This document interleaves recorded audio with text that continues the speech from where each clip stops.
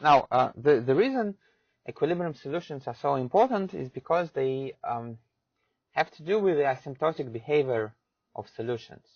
So here is an example. So the question here is not to solve the differential equation, but rather to tell about what the limit of solutions is when t approaches infinity, or rather what the behavior is when t approaches infinity. Well, now notice that, well, if you kind of look at the arrows, then according to the arrows, it looks like this. So what we see is that there is an equilibrium solution, and all other solutions, they approach the equilibrium. So the equilibrium solution can be found analytically. So the fact that it is precisely 4.9, we can find it directly from the differential equation. But to see that all other solutions, they approach the equilibrium, so that is due to the picture. So because we stare at the direction field and we just see it.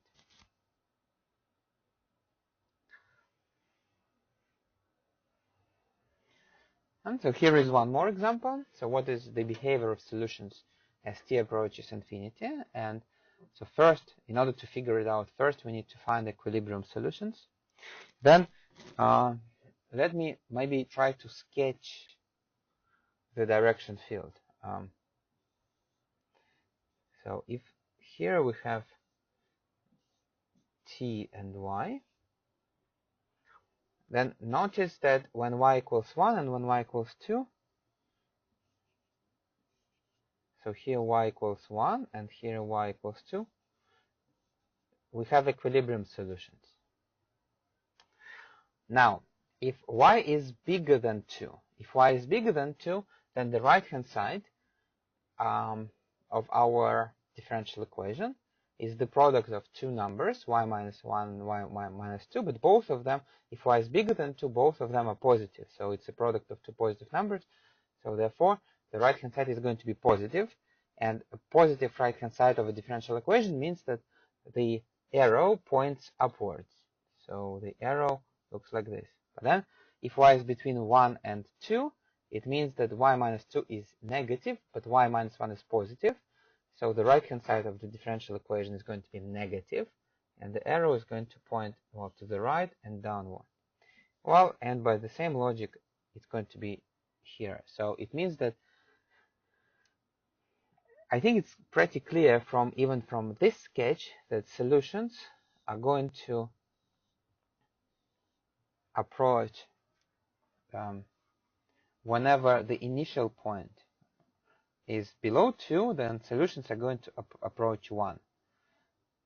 If it is above 2, then it's going to go to infinity. And here is the more precise direction field of this differential equation, and you see that it is indeed true. So whenever our initial point of our solution is here, then it approaches 1, or here is also approaching 1. But if it is above 2, then it's going to go to infinity.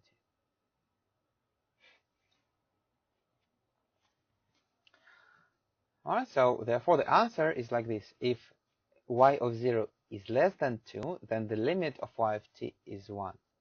If y of 0 is 2, then y of 2 is just constant 2. But if y of 0 is bigger than 2, then the limit of y of t is infinity.